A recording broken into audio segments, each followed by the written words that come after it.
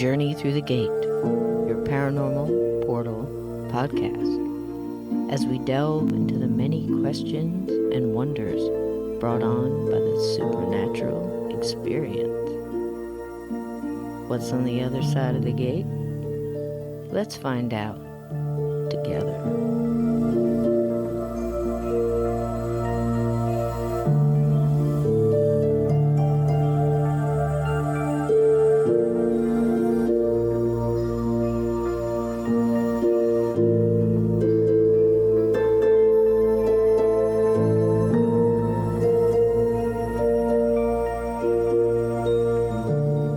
Greetings, I'm Cisco, and I will be walking you through the gate tonight, and we will explore ghosts, EVPs, time slips, and a fascinating murder mystery told by a ghost who was there. So turn down those lights, light those candles, and come walk with me to the other side. There have been multiple polls taken over the years from research groups such as the Huffington Post, Pew, BMG in the UK, asking people, do you believe in ghosts? An astonishing 45% said yes, they do. 32% of those people thought that ghosts could harm them, while another 43% of those said they were harmless. Another 30% said they would be open to living in a haunted house. Recently, another poll was taken on whether or not you believe in the supernatural. 65% said they did. They believed in reincarnation, consulting with the dead, seeing a psychic or a medium, and having a ghostly encounter.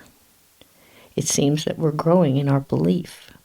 In Nyack, New York, one of the strangest cases in the history of property law, a house was deemed legally haunted. So there you have it. People are starting to believe. Do you believe in ghosts? I have personally been having experiences since I was very young. And I believe, just like each one of you probably listening tonight, once you have an experience, you want to talk to other people who've had experiences so you can try to figure out what happened to you. I've been doing that my whole life. Now, to say I've been investigating the paranormal since I was 6 years old, you kind of get that vision in your head that I was walking around with an EMF meter when I was like 7. No, that's just silly. But you do talk to those who will talk to you. You want to ask what their thoughts on the subject are. You read books when you can get old enough to understand them and you don't have anybody to talk to, or you don't have the shows that are on now. You want to understand more about what was that, especially if you've had multiple experiences over your lifetime. And I don't think we ever really stop looking. So tonight we're going to talk about the different types of ghosts and try to understand a little bit more using true experiences. There are a lot of people that I've read their accounts, spoken to people. I've talked to so-called experts in the field. It's really hard to say you're an expert in this field, but there are people that have been doing it for 30 and 40 years, actually out there investigating and trying to look at things scientifically. And then there are the people who have an ability, and they're able to communicate, and they're able to speak with the human essence that is left behind that we like to call ghosts. They get a little bit of a different perspective on it. One of the people that had a great influence on me at a very young age was a gentleman I'm going to dedicate this first episode of Journey Through the Gate to. I was about 12, and I was hurrying on my bike to get to my summer job because I wanted to go to a used bookstore before I went to work. It had been years since my first ghostly encounter, and I didn't have to think about it or try to remember. I couldn't forget. When I saw those angry eyes of that Revolutionary War soldier coming at me from the closet, you're just not going to forget something like that. And I saw him multiple times in my early childhood. And I think it always stuck with me that when we moved, what was going to happen to him? Were other people going to see him? How long he had been there so long? How much longer was he going to be there? Would he always be there until somebody helped him? Or would he just fade away? Would his energy just go away like a battery draining out? I didn't know. And I was always looking for these answers. So I'm in the bookstore, and I look up, and I see a book, Ghosts I've Met by Hans Holzer. And I quick grabbed the book down, and I read the cover and the back and a little bit of the foreword, and I was in amazement. I had found what I was looking for. It sounded like this man was going at these investigations with a scientific base, but he also took in a trance medium to help him communicate with the ghost. And after communicating with the ghost and finding out why it was there or why it chose to stay, or did it even know it was dead, that would also help the family who was going through everything. So it sounded perfect. Right next to it was Ghost Hunter by Hans Holzer, and I bought them both. Now, Hans Holzer, I think, wrote over 140 books, most of them on the subjects of ghosts and hauntings and related subjects. I read most of them, and I never tired of hearing how he would go in with the trance medium, they would sit, and they would discuss with the ghost what the problem was. Why did they choose to stay? Did they know they were dead? If they did, then what did they want? You know, you hear so many times unfinished business or this or that. You know, we all have unfinished business. Usually it's trauma. There's some kind of thing they want to finish, or they want to do, or they want somebody to tell somebody something, or they're looking for somebody. And after so many years, usually the people they're looking for aren't there anymore. And he would, basically, it was like a therapy. And if it took hours or many trips back, they would go over it and over it and over it until they finally got the ghost to decide, are you going to stay or are you going to go? And if you are staying, you have to stop scaring the kids and you have to stop scaring the homeowners. This is, not your house anymore. So that really intrigued me. And I thought it was a very compassionate way to go at something that honestly scares us because we don't understand it. Now, of course, tonight we're talking about ghosts who once were human. He also wrote about many things that were never human. Attachments to families over generations. That's a different thing. Tonight we're going to talk about human ghosts. And something Hans Holzer always said.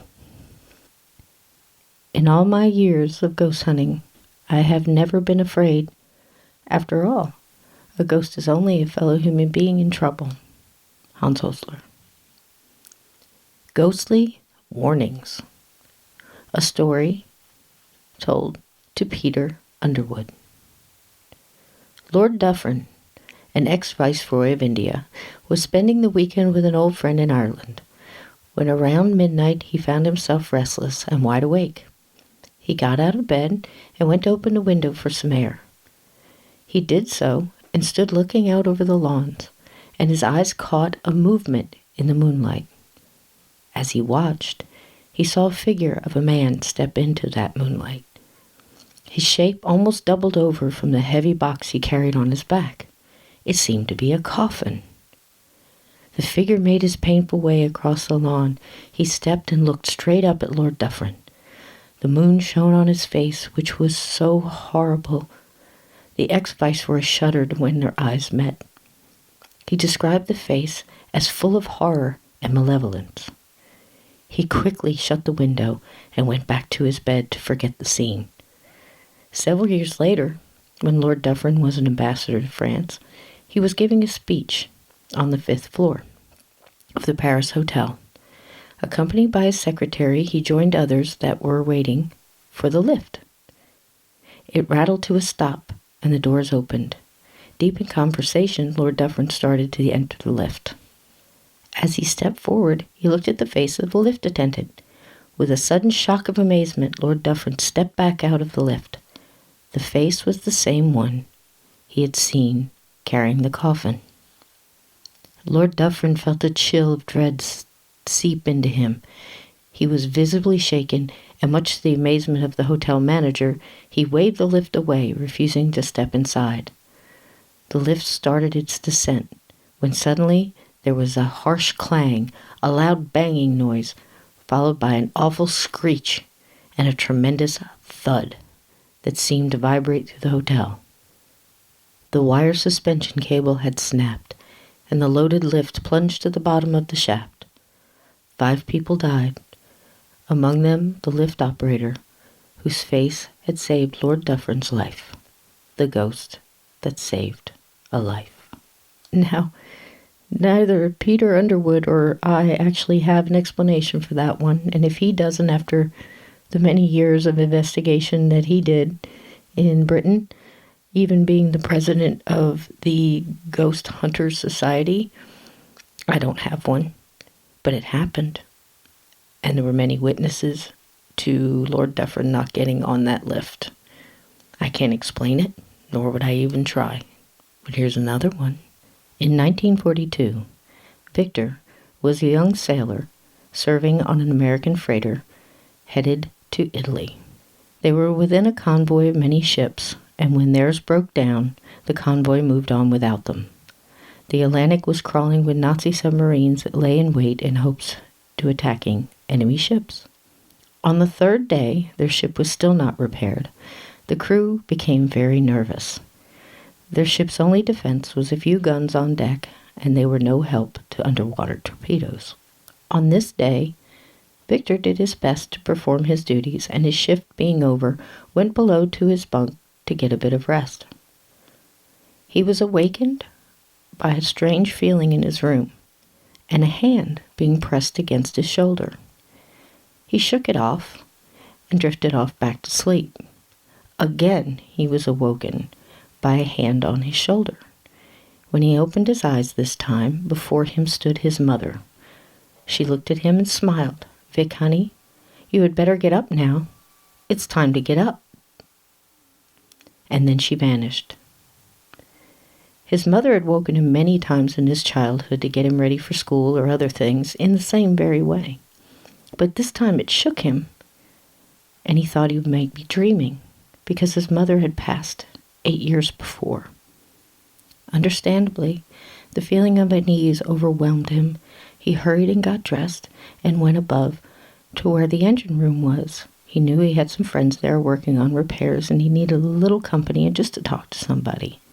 As soon as he entered the room, an explosion shook the entire freighter, knocking him to the floor, as well as scattering his friends about the engine room.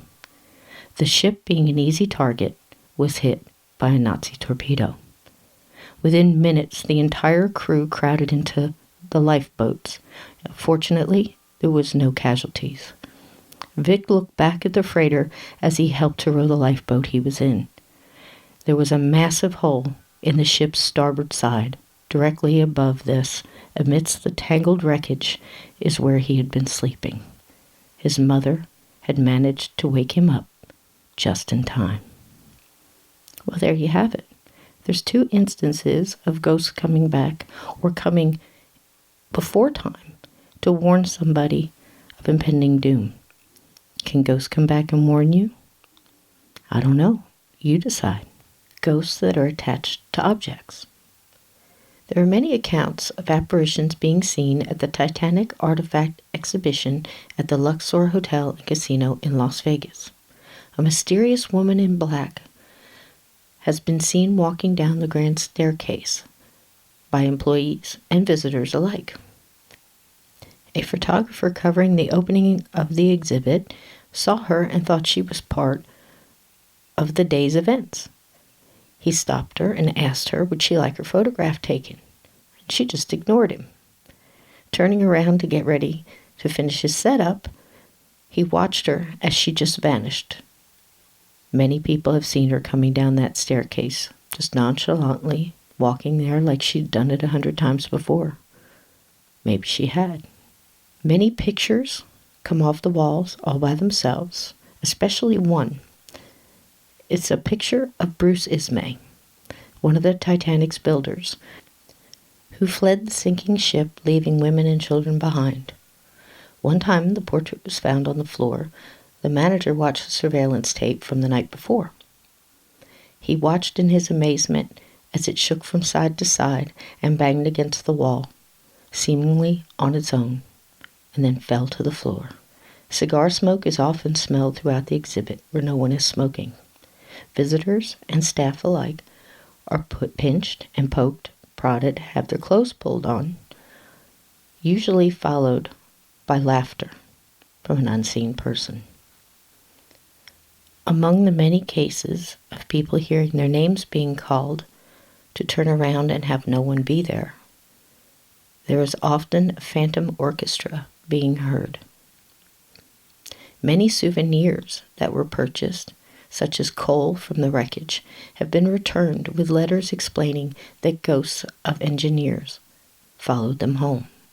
Feelings of deep sorrow and dread are often reported by visitors and the staff, but none as much as when a certain apparition is seen. Frederick Fleet, the British sailor who served as a lookout aboard the Titanic that fateful evening, had warned the bridge that the iceberg was ahead. Unfortunately, it was not in time. He can often be seen watching over the Las Vegas exhibition's promenade deck. Can a traumatic event encourage ghosts to follow objects close to them in death? One of the most extraordinary and credible researches into the ghostly phenomena is the ghosts of Flight 401. On December 1972, an Eastern Airlines jetliner, Flight 401, crashed into the Florida swamp. Pilot Bob Loft and flight engineer Don Repo were two of the 101 people lost in that fatal crash. Multiple sightings of both Loft and Repo have been seen on more than 20 occasions by crew members and passengers alike. On all of the flights where sightings have been reported, there were salvaged parts from Flight 401. Passengers as well as crew members have reported speaking with or seeing a uniformed pilot, only to have him vanish before multiple witnesses.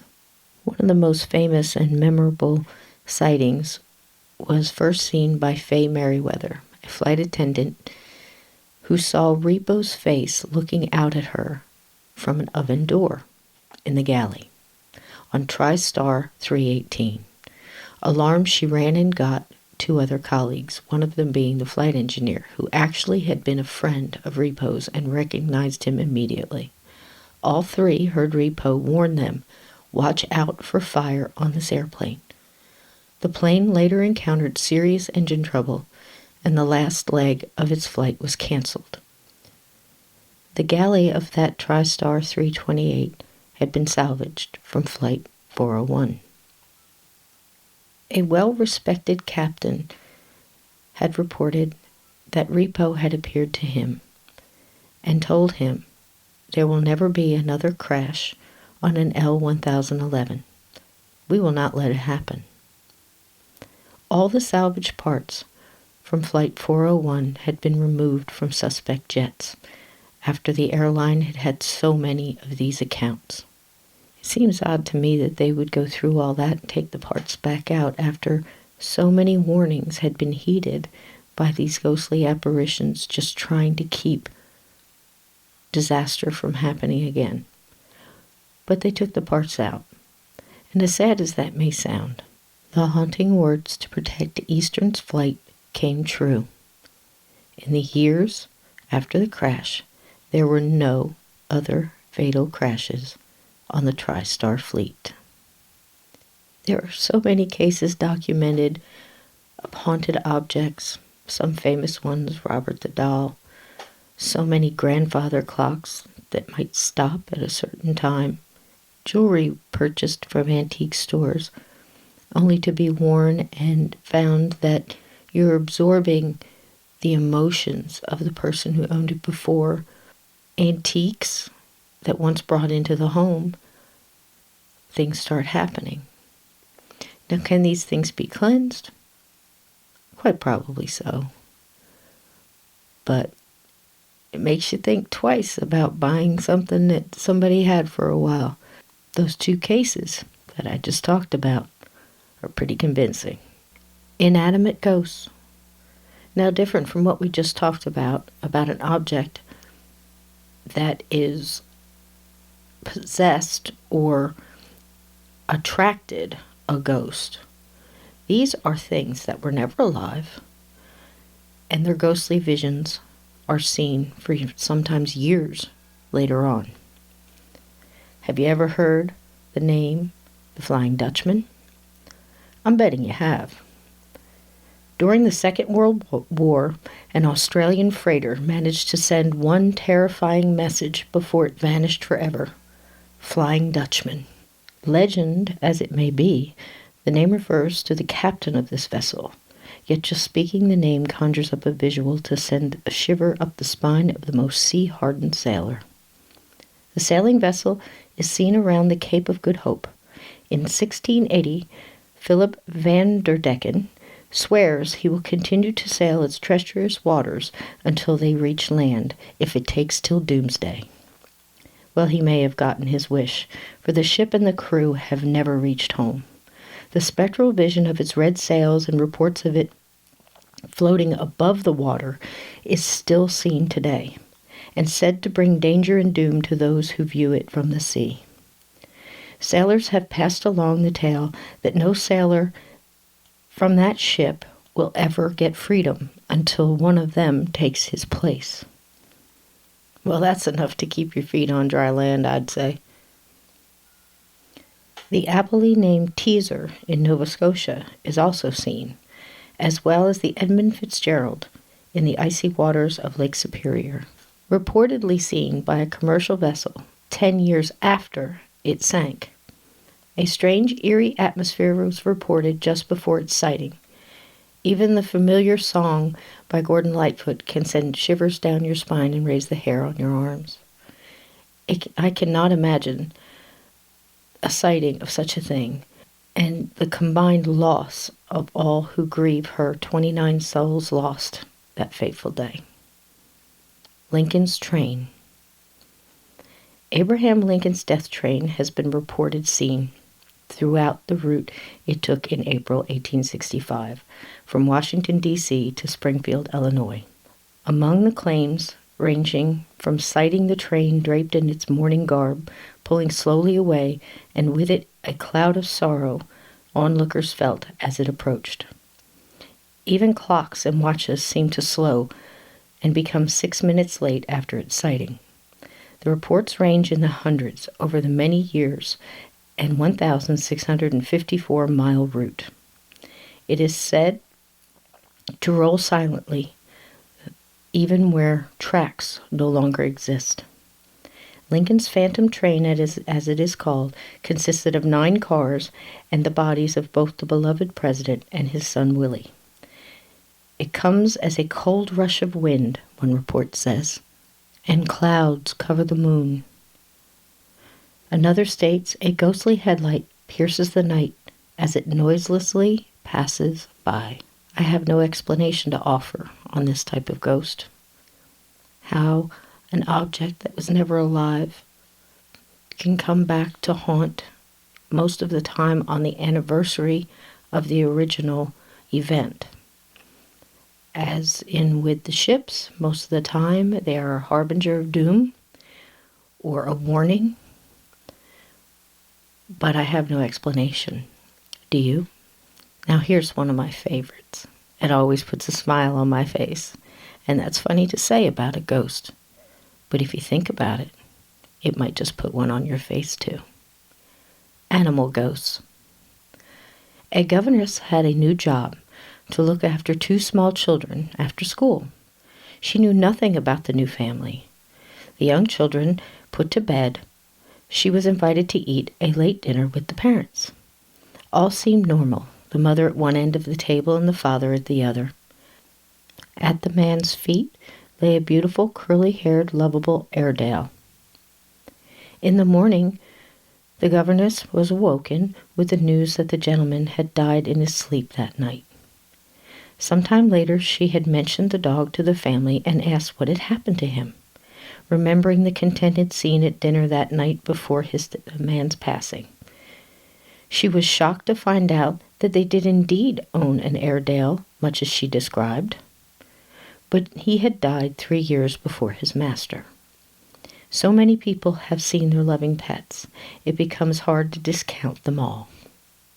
Echo Bodine, the famous medium, describes a wonderful photo taken at the scene of a tragic car accident where a young boy lost his life.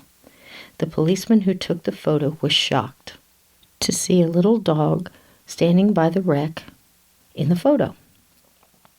He even looked for the little pet, who may have wandered off during the commotion. On seeing the photo, a family member reassured the officer no search was necessary, for the dog was indeed the pet of the young boy, but had died years before and was no doubt there to help his friend move on. Here's one from a dear friend of mine. Cat spirit in my house. Being a psychic, I have a lot of visitors of another kind come and go in my house. My little dog, Rosita, is a great tool I have to validate the activity. She lets me know right away if she sees anything. One day we were both in my office, and we went out into the hallway, turned right, and immediately at the same time we both saw a little cat-shaped spirit right there in the middle of the hallway. I knew immediately it was my beloved cat Lucy, who had passed away about a year ago. I looked down at Rosita, and she saw the spirit at the same moment I saw her. And her eyes got huge, and she stopped in her tracks, and she was so scared that she literally did a backflip and ran the other direction. Just like that, Lucy was gone. It makes me feel comforted to know that she comes to visit me, and she is still around. She has come other times too. Sometimes she comes and lays by me when I go to bed. I know it's her, because when she was alive, she used to run along the top of the baseboard heater and then jump on my nightstand and then on my bed. So every once in a while I can hear her, and I can feel her walking on my bed. Then she lays next to me. It's comforting to know our beloved pets come to visit us. Our love never dies. Love is eternal, and they will always be with us. If you want to connect to a pet who has passed, put it out there into the universe and ask for them to come to you. Be open and receptive to what comes. How special is that? What a gift and a blessing. Love and light, Tammy from Enlightened Angels. Thank you, Tammy. I couldn't put it any better myself. I have several animal visits. Every single one of them special. And here's one. Understand that pets come and stay with you after their passing, especially when you're grieving, because in death, they want to comfort you just like they did in life. I was having a conversation with another medium friend of mine that does animal communication, and I was going to set up an appointment with her, and she said, Cisco, you don't have to do that. She says, what I want you to do is meditate before sleep, ask your guides for help, and then call to your dog. Do this. Sometimes it takes 2 or 3 nights, and ask him to come visit you in your dream. So I said, okay. I'm open-minded. I'm going to give it a try. And I can distinctly remember doing that for about 3 nights. May have been 4. And it seemed like just when I'd forgot about it, I had the most vivid dream. And any of you out there that's had a lucid dream or visitation dream, you can tell they're a little different. The colors seem brighter, the smells and things like that seem just different. And I was just standing there, and all of a sudden, here comes my beautiful dog, Oso. He was, and still is, a beautiful half Chow, half German Shepherd, solid black dog.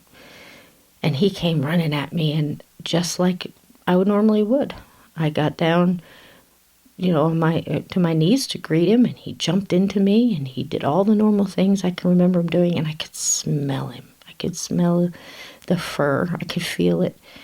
And he did something I forgot he did. He spun around twice and came and jumped again, and I had forgotten he had done that. And it was just amazing, and I had the feeling of warmth. So give it a try. What's it going to hurt? They can use you sending them happy thoughts and energy as well. So just put out happy energy. Remember all the joy they brought you. Now, for those of you asking, there is many accounts of horse ghosts. I could sit here all day long and read stories about ghosts who still run battlefields and have seen and heard.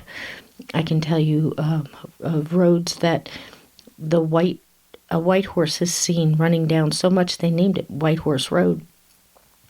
There have been many accounts of animal ghosts, from goats to pigs, and yes, even a chicken. They have special spirits. And I just personally believe, my own theory is that they're just not harbored down by all of the worldly stuff that we humans are. And they're a little bit lighter, and it's a little bit easier for them to cross back and forth. Now, we had a kitty we had to put to sleep. He had had a stroke. This was just a few years ago. And he was my husband's cat. But, he's a family cat, but he was mostly close to him. And I had to take him myself. And we sat and we played music, and I held him, and he was loved all the way through. That very night, there was paw prints came across the bed, and he curled up, just like he always did. And I just looked at the little spot on the bed, and I said, okay. I said, you can stay for a little while and comfort him. But don't you dare get stuck, little guy, because I love you too much. And he has a sister, and her name is Ginger. And they were inseparable. And she would always sleep under the foot of the bed. And after Simon's passing, we got him cremated, and we have him in a little box with his little name plaque on it. And it sits on the top of my dresser with a red rose and a picture of him. Now every night, she sleeps on the floor right in front of that dresser, right below the ashes of her brother. Now you tell me animals don't have a soul. You'll never prove that one to me. Now we've got a few more categories, and with every type of haunting, most things in the paranormal and the supernatural, it's hard to put things into categories. I've done my best to find a few examples of each type of haunting or type of ghost, but then you start getting into the ones that, pardon the pun, bleed over into the next one. And it's very hard to just put it into one category. But the next one is going to be EVPs.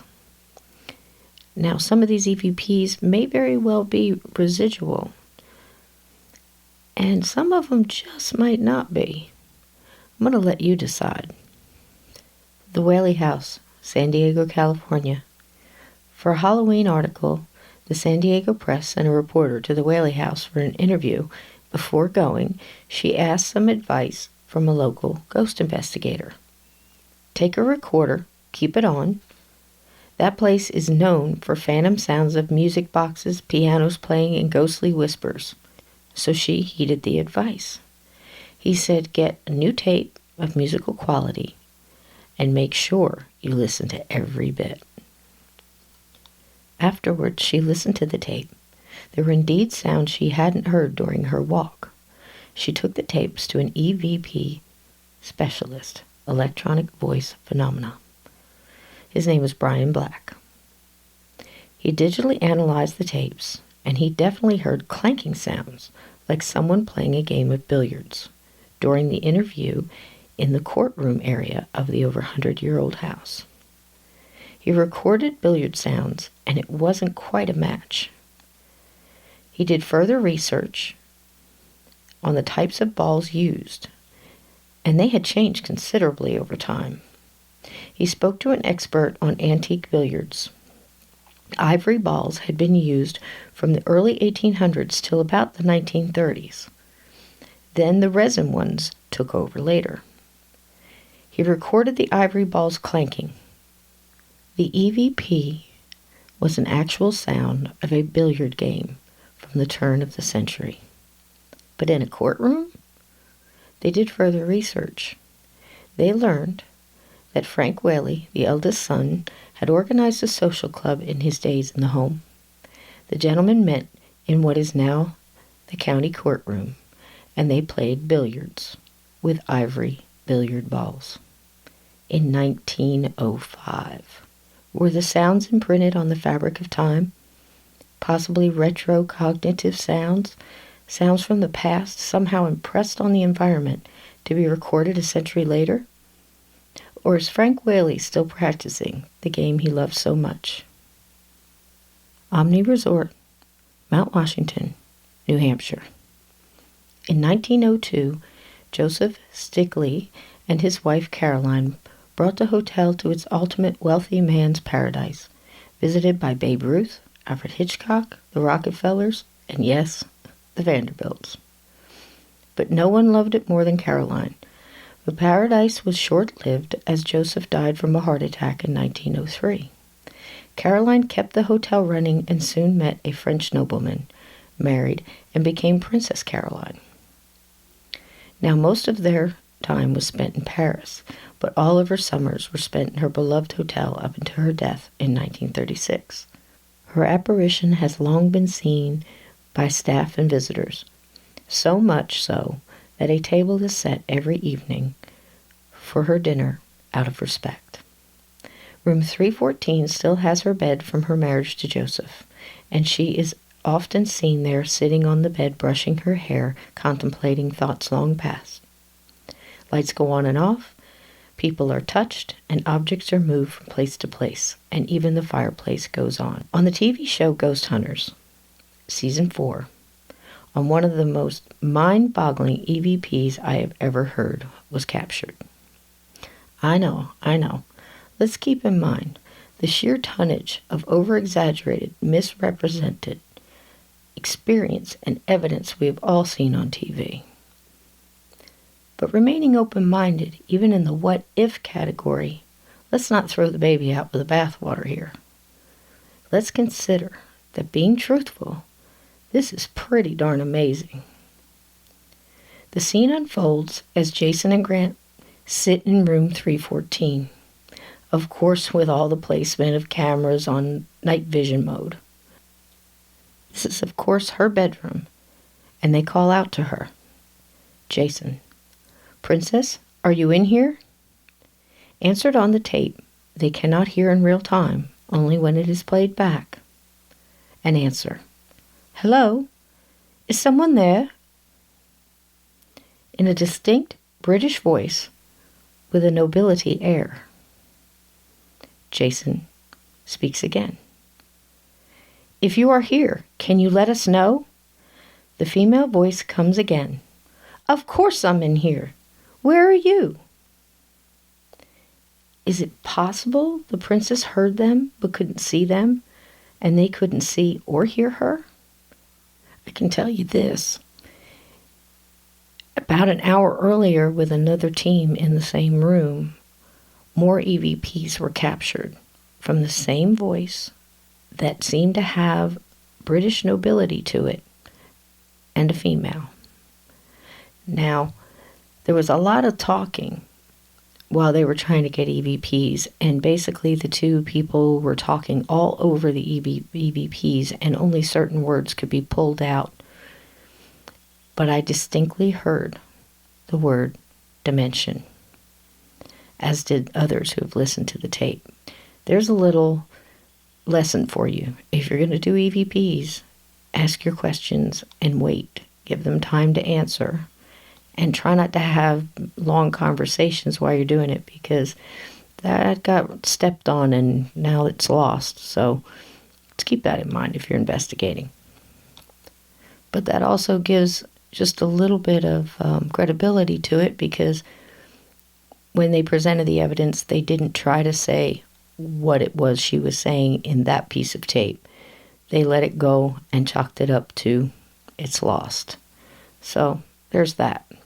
Now, was this perhaps a fissure in time, or timelines somehow overlapping onto themselves, initially seeing or hearing a past actually happen in real time?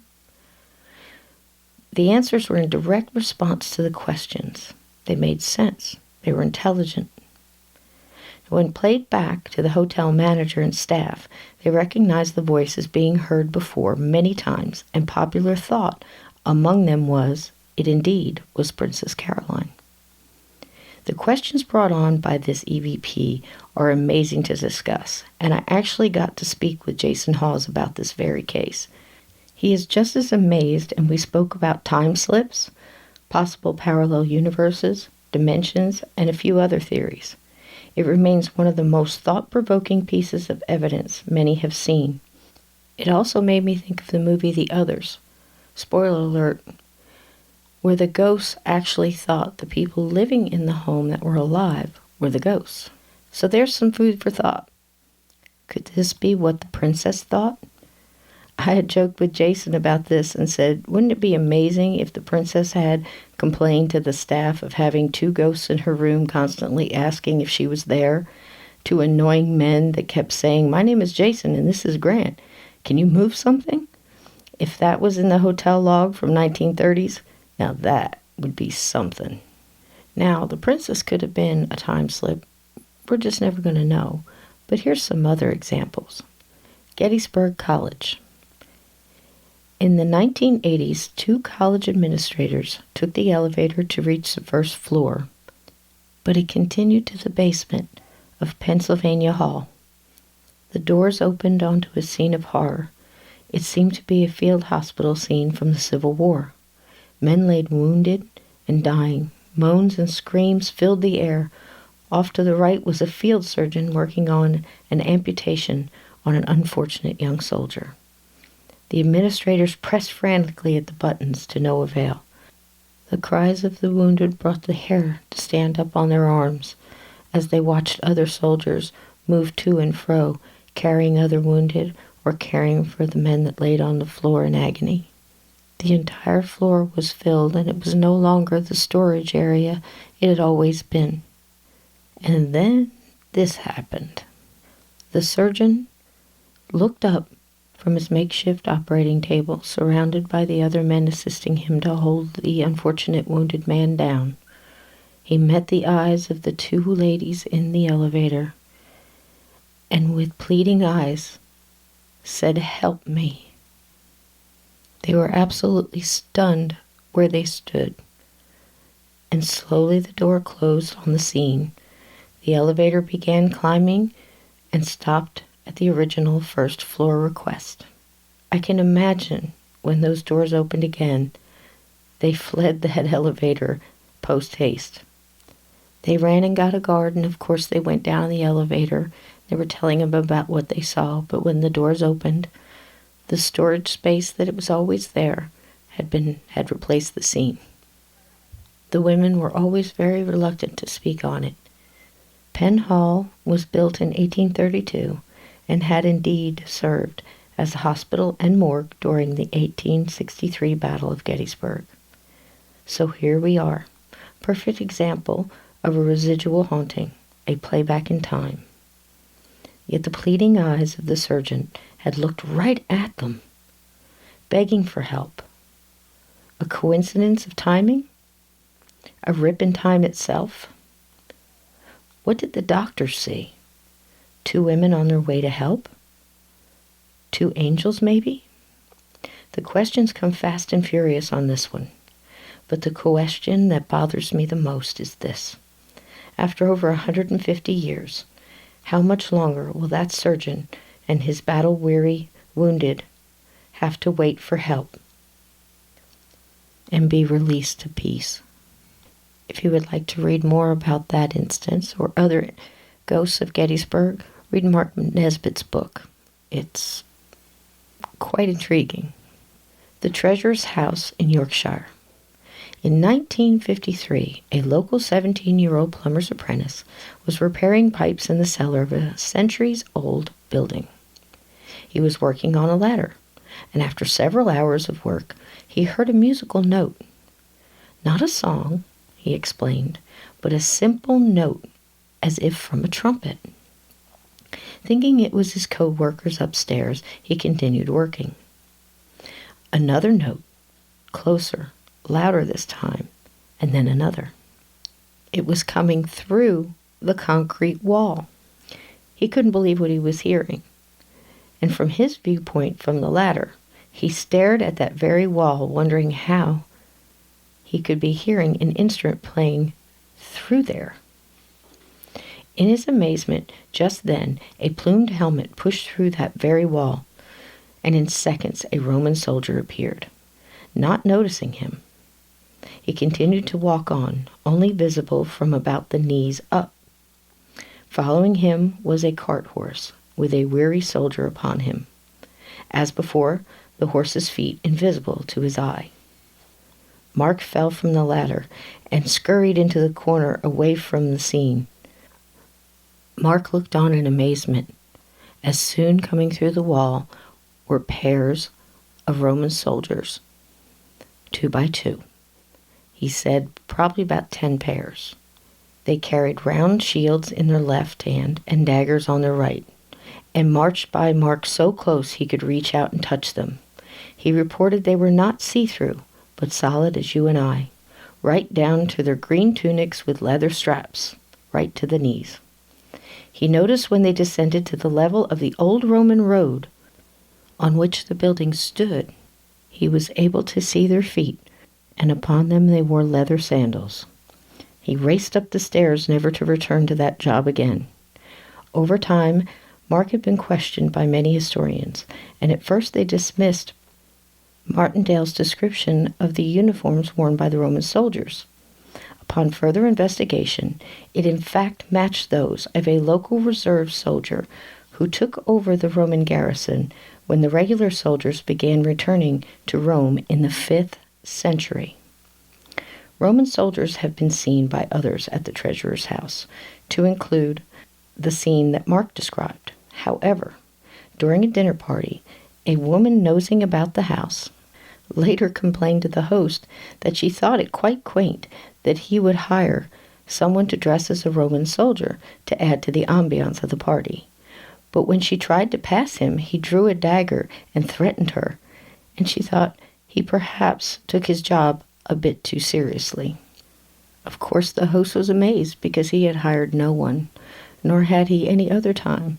A Roman soldier had been reported taking his job a little too seriously for centuries.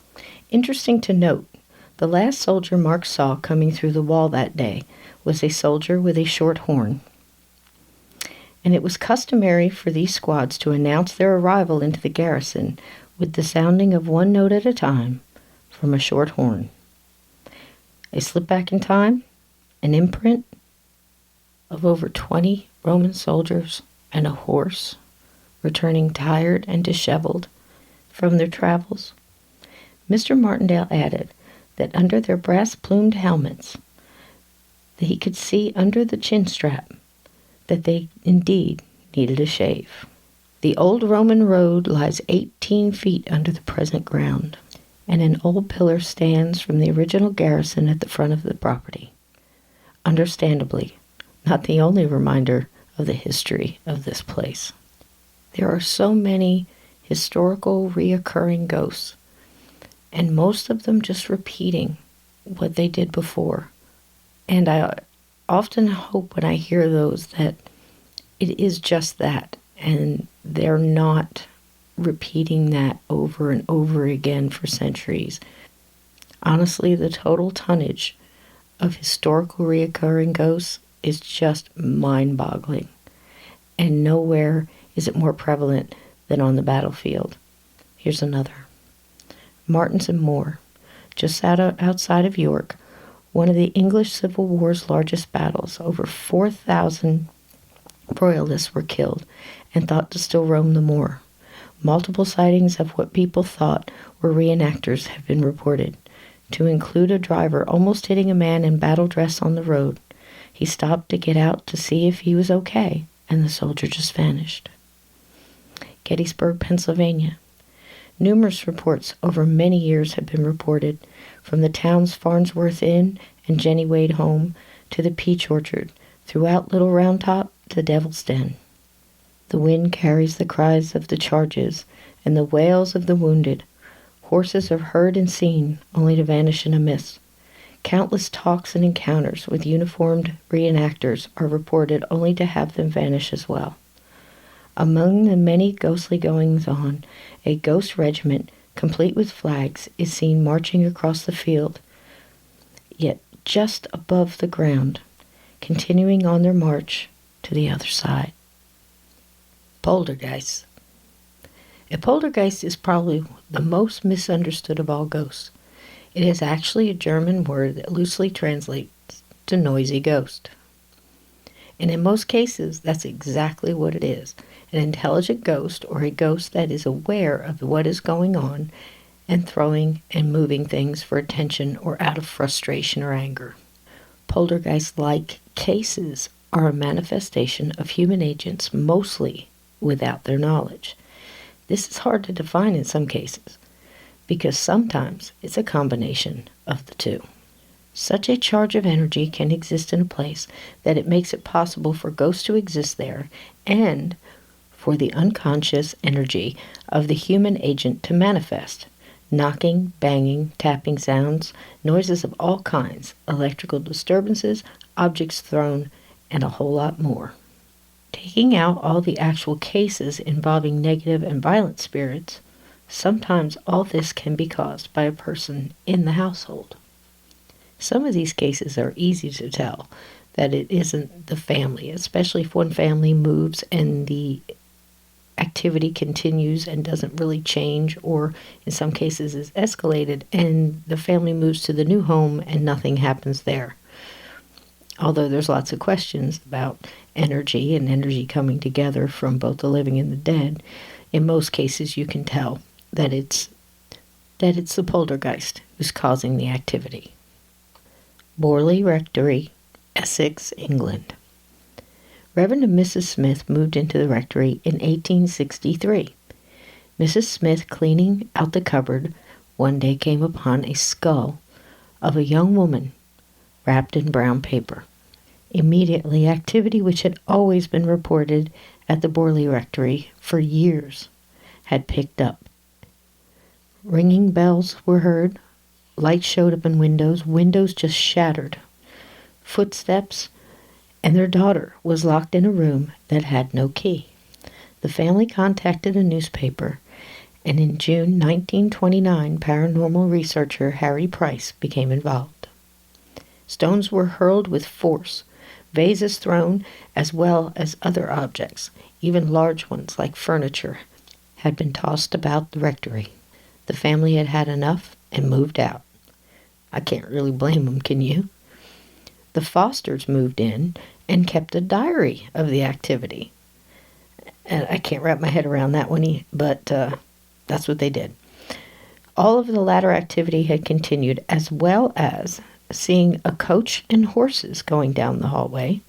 Strange writings would appear on the walls, and Mary Ann Foster even was thrown from her bed.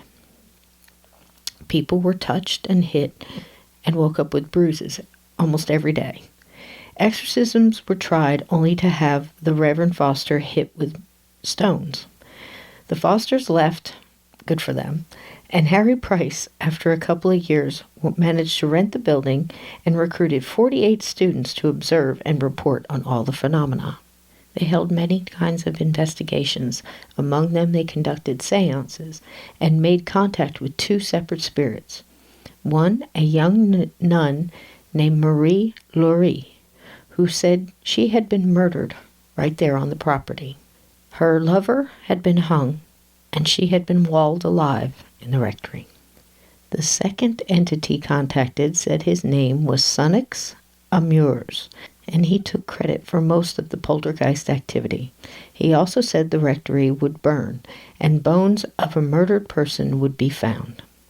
The rectory indeed did burn in 1939. A witness to the fire reported seeing a nun in its upstairs window. A quick search was done by Price himself in the wreckage, and 2 bones of a young woman was found. Reports of activity continued at the ruins and at the Borley Church. Stay-behinds. A term coined by Hans Holzer pretty much says it all. A ghost of a human spirit who has decided to stay behind. There are so many accounts of people we know and love who may have come to us just after death to say goodbye, or to visit us in a visitation dream, to let us know they are okay.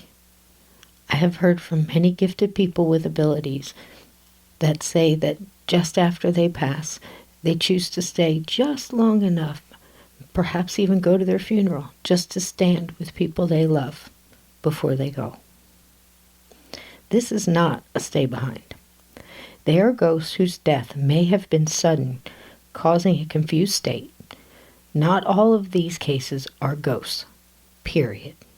Not every traumatic accident or murder causes a ghost. It is as individual as the energy itself. These are a few of the most common reasons a ghost might choose to stay.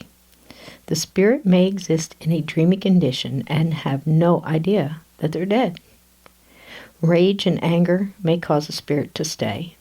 Fear of how they will be treated on the other side. Probably right up there at number 1. Emotional attachments to those left behind or suffer from massive guilt. Refusal to acknowledge that they are dead, or wanting to attach to someone living to continue their bad behavior.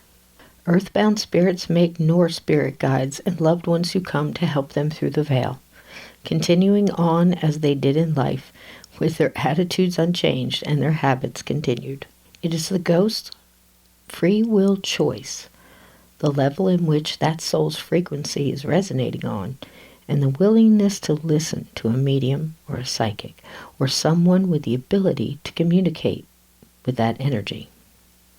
Intent, love, and light usually wins out. If they can connect into the vibration of one of their loved ones, that most surely helps. Some just keep doing things until they get attention from someone in the home or facility, and that person can communicate or ask them to leave, and they will. They'll move on to someplace else. Or they can get a hold of somebody who can communicate. And if everything goes right, maybe that ghost can move on. Not all entities leave. And in a lot of cases, it's their choice. It's their karma. There's so many things to this. And some just don't want to hear it. Some are happy where they are.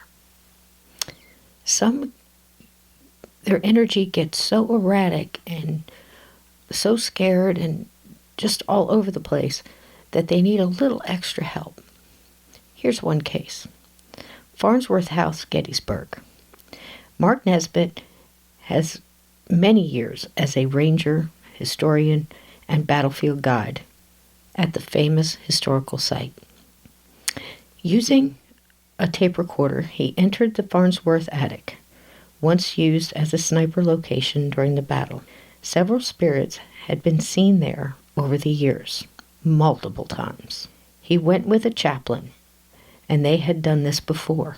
This time they dressed in uniforms that the spirits would recognize and called out to the names of the ghosts that they knew were there. They got results. It seemed that one young soldier was ready to listen, but he was very afraid about crossing into the light and how he would be treated there. He was scared that the things he had done were going to mean that he was going to be punished forever. The chaplain reassured him, and they talked back and forth through little recorded messages. And at the very end, the young soldier indeed saw the light. And when he asked the chaplain if he should walk into it, he said, "Yes, son, walk into it." And he turned around, and the last EVP they got that night was the young soldier saying, "Heaven," and he was gone. Now here's a look at this from another angle. A famous medium was asked to enter an establishment where activity of the paranormal kind was getting out of hand. It was once a jailhouse and now a bed and breakfast. Imagine that. She was told not to allow the ghost to go because he was good for business. Just calm him down a little bit, if she could. I'm trying to refrain from comment here, but really? Through her walk, she noticed that there was multiple spirits there. Now, one was a man just recently passed who still liked to tend bar. He was a jolly fellow and just not ready to move on yet. He said he enjoyed the ladies and the atmosphere. Now, the others she found were not so happy. One was looking for her child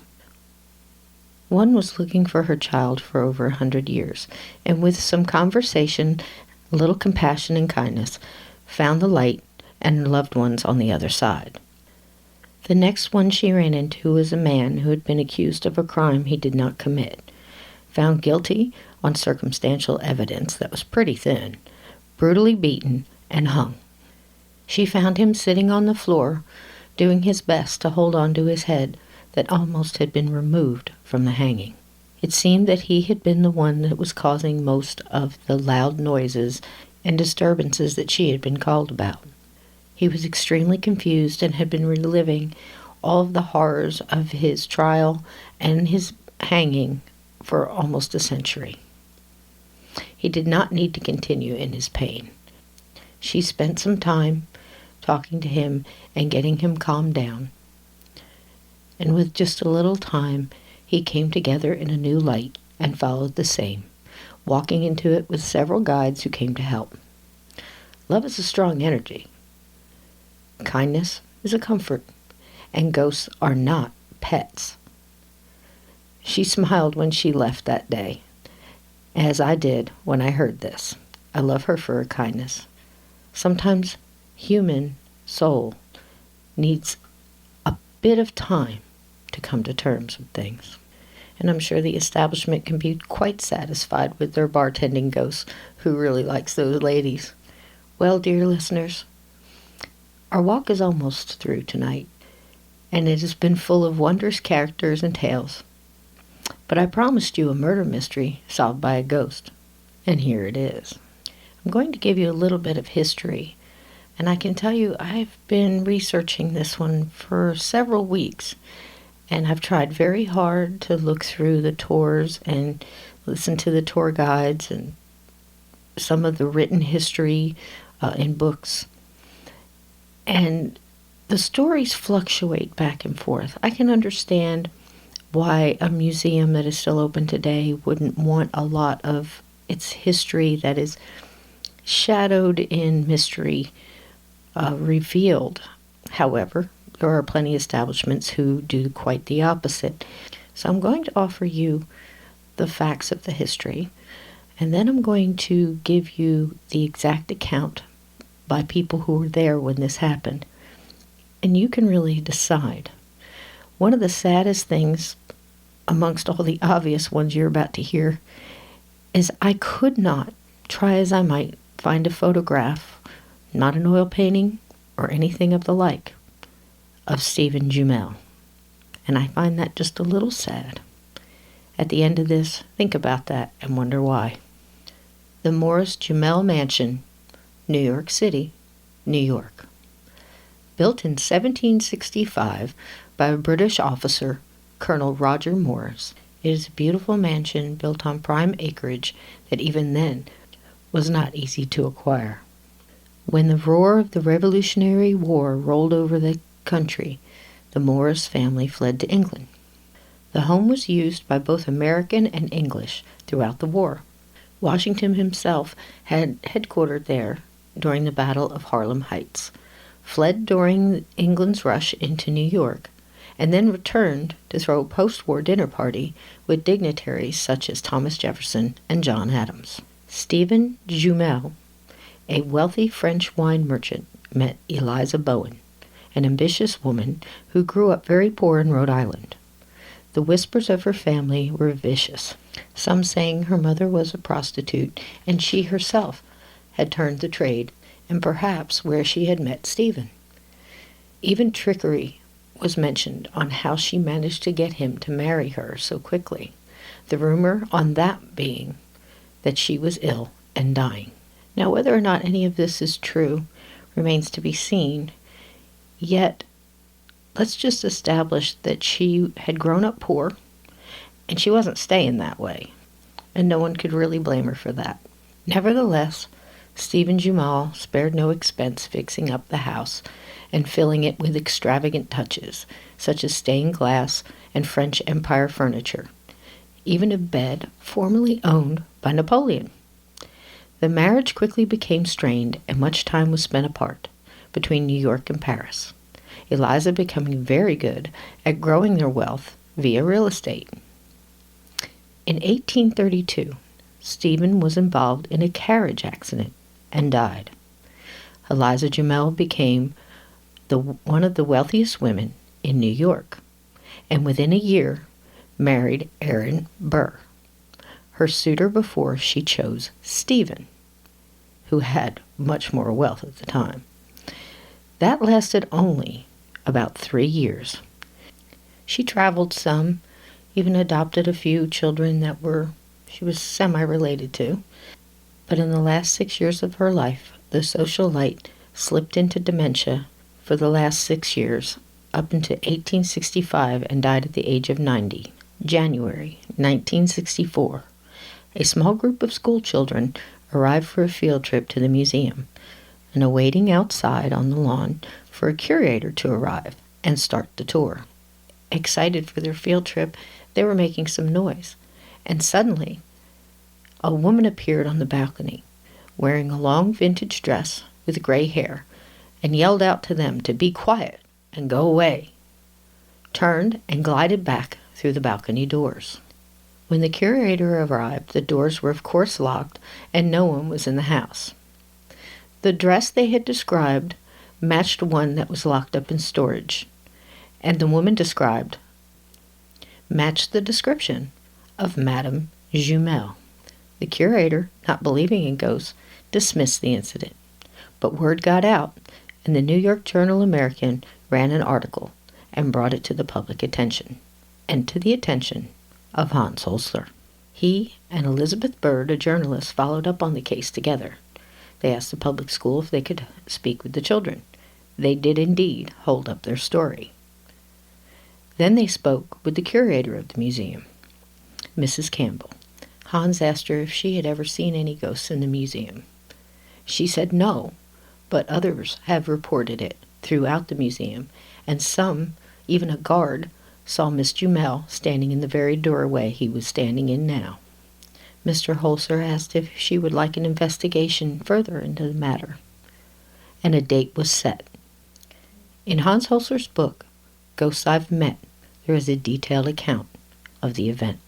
As I told you in the beginning of this story, I have done as much research as I possibly could on this mansion, and a few times it was mentioned that Mr. Holzer was there and did a couple of seances, and nothing so much was brought out of it. I'm going to read you what happened at the seance. You decide whether there was anything much came out of it or not. On January 19th, 1964, a small group assembled. Present were a few members of the New York Historical Society, the Daughters of American Revolution, a writer, 2 journalists, and Miss Ethel Myers, trance medium, who had worked with Hans many times before. Miss Myers, as per usual, had not been told where she was going on that winter day. Ethel had barely arrived when she started to complain that her left side hurt her. As she walked around the mansion and moved her way upstairs, her left shoulder began to sag and her arm hung loose, and she still complained about her side. She made her way up the stairs to the Jumel bedroom. In the room, a huge carved four-poster bed, yes, once the property of Napoleon. The issue is confused. There is more than one disturbed person here. I almost feel as 3 people were involved. Someone got a raw deal, she concluded. She moved to the bed and laid down. Hans moved a chair close. The others strained to hear as the medium broke the eerie silence. A harsh male voice now came from the medium. You think me dead. Now I've come to help you, Hans replied. Go away, the ghostly voice said. Go away. Are you a man or a woman? Hans asked. A bitter laughter was the reply. Man. Ha! The voice said. What is your name? Everybody knows who I am. I don't. What is your name? Let me sleep. Is anything troubling you? Hans asked calmly. There was a moment of silence, and the voice was a bit softer. Who are you? I am a friend. I've come to help you. Nobody talks to me. They think me dead. What exactly happened to you? They took me away, the voice said in low tones. I am not dead. Why did they take me away? Now the body of the medium shook, as if in great agitation. Some mumbling words, and Hans then tried to calm the spirit, but suddenly the ghost speaking through the medium was gone, and in its place was the crisp, matter-of-fact voice of Albert, Ethel's spirit control. Hans asked Albert to tell as much as he could about the spirit that was just speaking through Ethel. Is there a woman here? Albert asked. One thwarted of what she desired and who wants to throw herself out the window. Why? Thwarted in love and under suspicion. Later Hans had asked Miss Campbell about this. She thought and confirmed the following facts. A young servant girl involved with one of the family tried to commit suicide by jumping out the window. Albert went on. Is there a restless woman in this house? This is right. The one in the picture. Her consequence disturbs her. About what? Hans asked. The medium now grabbed her side, as if in pain. I am being threatened, Albert said now. I feel the revelation would disturb. But how can I release her unless I know what is holding her here? It has to do with the death of her husband. That he was strangled in his coffin. Now I'm going to interrupt for a second here and just remind you, we're talking about people that lived, in a different time. They used different words, so they're going to use the words that they were used to. So think about that when you hear words like thwarted and other things. Now, this man was strangled in his coffin. Did he mean suffocated in his coffin? I don't know. Let's get back to it. Ethel started to come out of her trance, and as usual was exhausted. This takes an awful lot of energy for a trance medium to do this. And usually they don't remember very much of what was said, if anything at all, while they're in trance. Let's keep that in mind. Hans spoke with Mrs. Campbell after the event, and he asked her, what about the story of Madame Jumel's guilty conscience? Did something happen here? Well, the curator replied, after her husband's death, she refused to live in this house for some time. She always felt guilty about it for some reason. The curator added, Stephen Jumel bled to death from a wound he had gotten in a carriage accident. Madame Jumel allegedly tore off his bandages and let him die. That much we know, Campbell had said. Hans wrote that Mrs. Campbell naturally is a specialist on the Jumels and her life, and she knows many intimate details unknown to the general public, or even to researchers not particularly interested in the house and its background. At this point, Ethel Myers needed some rest, and they gathered as a group and said they would meet again soon to continue. On May 22nd, the anniversary of Stephen Jumel's death, they did just that. That evening, about 24 people gathered, among them journalists and writers from the New York Times, the Reader's Digest, the Journal, and Ed Joyce of the CBS. Ethel Myers was told nothing about the significance of the date, nor had Hans discussed with her the results of the first meeting. The entire time, Ed Joyce had his tape recorder running at the foot of Napoleon's bed. Within a few minutes, the medium was again in a deep trance, and a male voice spoke through her. "Who are you?" I asked. "Je suis Stéphane." "Do you speak English?" "Doctor, doctor, where's the doctor?" "What is hurting you?" Hans asked. The voice was firm and defiant now. "I am alive, I am alive, don't take me away." "Did you have an accident?" "She tricked me." "Who tricked you?" "I can't breathe. Where is she? She tricked me. Look at her." "Don't worry about her," Hans said. "She is dead." "But I am alive," the entranced voice continued. "In a sense you are, but you've passed over." "No, no, no, they put me in the grave when I was not yet dead." "How did you get hurt?" Hans pleaded. The ghost gave a bitter snort. "What matter? I'm dead. You said so." "I didn't say you were dead." The voice became furious again. "She took it. She took it. That woman, she took my life. Go away. Go away." "I am your friend." "I haven't any friends. That Aaron." "Aaron? Was he involved in your death?" "That strumpet. Hold him. They buried me alive, I tell you." "When did this happen?" "It was cold. She made me a fool. A fool." "How? How did she do that?" "All the time. I loved her. She tricked me." "I want to help you. I am bleeding."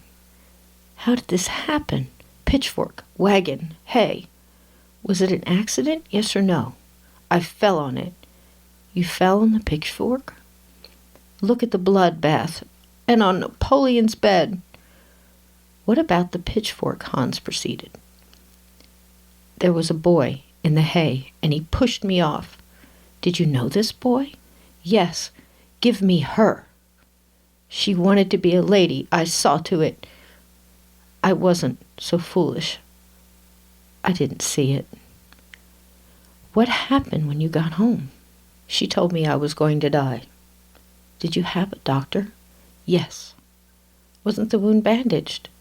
"They took me out alive. I was a live man he put in the grave. I want to be free from the grave." Do you want me to set you free?" "God bless you." "It is your hatred that keeps you here. You must forgive. You must try to forgive." "She did it to me." Hans pleaded with the ghost to join his family and let go of his memories.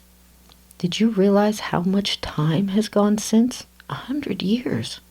100 years? The medium, still in trance, buried her head in her hands. "I'm mad, I'm mad." "Go from this house and don't return." "Mary, Mary, Mary." Mary was the name of Jumel's daughter, a fact not known to the medium at the time. "Go and join Mary." Just as soon as Jumel's ghost had left us, someone else slipped into the medium's body, or so it seemed, for she sat up and peered at us with a suspicious expression. "Who are you?" "I'm a friend. Come to help." "I didn't ask for you." "My name is Holzer, and I have come to seek you out. If you have a name worth mentioning, please tell us." "Get out! Get out! This is my house." There was real anger now on the medium's entranced face. I kept asking for identification, and finally the disdainful lips opened in a cold tones. The voice said, "I am the wife of the Vice President of the United States. Leave my house." Hans later found out from Mrs. Campbell that Madame Jumel did like to yell that at certain times, like, "Make way for the wife of the Vice President of the United States." So it was her. "Did you marry someone else before that?" Hans asked. "Did your husband die?" "Bastard," a hiss followed. "You've been dead 100 years, madam." "Did you murder your husband?" Hans inquired and drew back a little, just in case. You belong in the scullery with my maid, she replied. I will call for help. There is no help. The police are on your trail, he suggested. I am the wife of the Vice President of the United States. I will help you if you tell me what you did. Did you cause his death?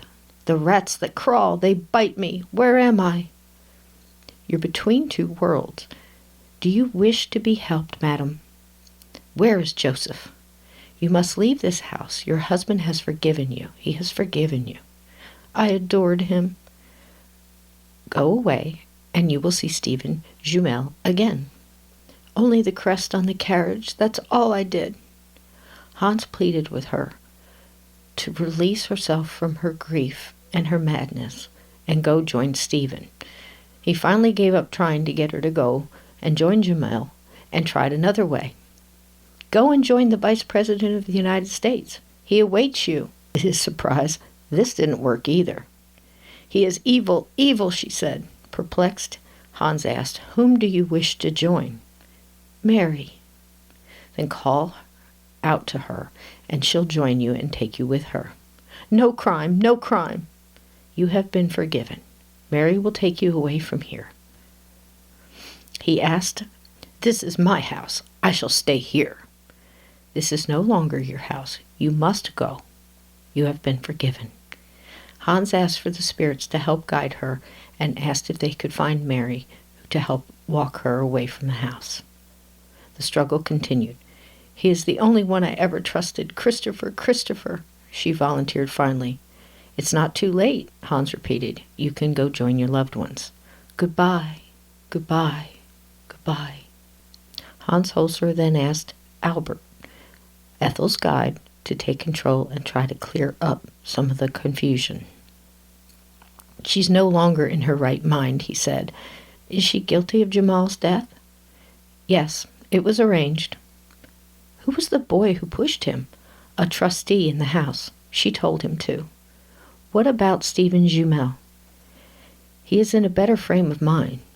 Is there anything else we did not bring out? Who is this Christopher she mentioned? A sea captain. She buried him in Providence. Hans asked, Did Aaron Burr help bury Jumel? That is true. Burr believed Madame Jumel had more finances than she actually had. What about the doctor who buried him alive? Is his name known? They couldn't stop the bleeding.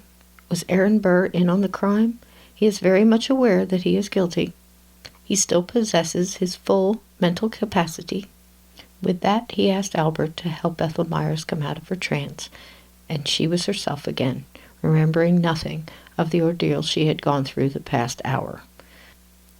Hans finishes by saying that Jumel died in 1832, and as far as he could find, the first ghostly reports date back to 1865. And he asked the questions. Could his remains disclose any clues as to the manner in which he died? If he suffocated in his coffin, would not the position of his bones so indicate? Stephen Jumel is buried in the Old Catholic Cemetery on Mott Street. Hans put in many requests to reopen the grave and have the body exhumed to check, but he was denied each time. And he finishes by saying, If you have ever tried to reopen a grave in the city of New York, it is easier to dig a new one. Believe me. Well, there you have it. Is that a murder mystery solved by a ghost? Did Madame Jumel come back through Ethel Myers and finally admit to her crime, or at least the part she had in letting him die? Did she set him up? Who's Thomas? Who was this boy that she had asked to help him with this carriage accident and have him stabbed with a pitchfork just to remove his bandages and let him bleed to death in Napoleon's bed? Well, if you take the tour today, you'll be able to see that bed. If you go through the house, there are many portraits of Madame Jumel. There are portraits of Aaron Burr. There's portraits of George Washington.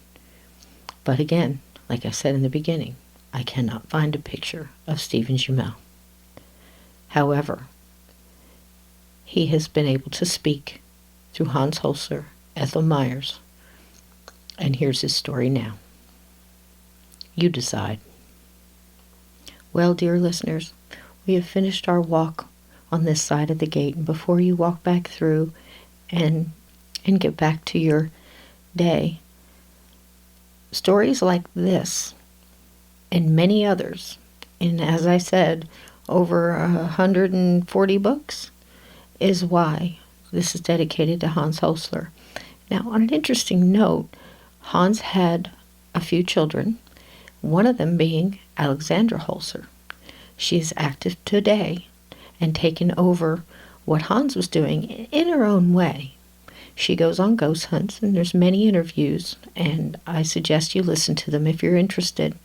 However, during one of them, she was asked, did Hans ever show up on any of her investigations or seances that she does to help her clients? And she said, oh yes, many times he comes and he helps.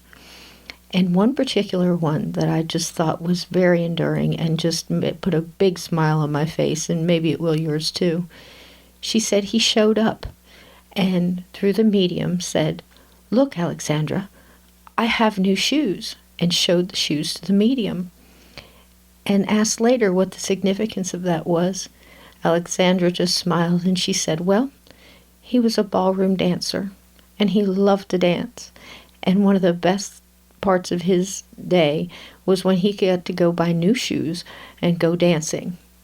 So, Hans, dance on. I hope the music never stops for you. And I appreciate everything you've done, and thank you for leaving us with such a legacy and so much investigation and letting us think a little bit different about those who have passed. Thank you for walking with me on this side tonight, and I hope you will come back. We are going to do many interviews with very interesting people who have had experiences such as this, and anything from cryptids to unexplained to what's in their closet, what's under the bed. We're trying to ask questions that help you match up an experience that you may have had, or if you're just interested. Now, if you have your own story, please email us at journeythroughthegate@gmail.com, and you may be interviewed on a future episode, or I can read your story for you, whichever you prefer. But please email us. Let us know how you like the podcast, and I thank you for joining us on this first episode of Journey Through the Gate. Now, make sure you keep your feet under the covers and your closet door shut, because there are things that go bump in the night.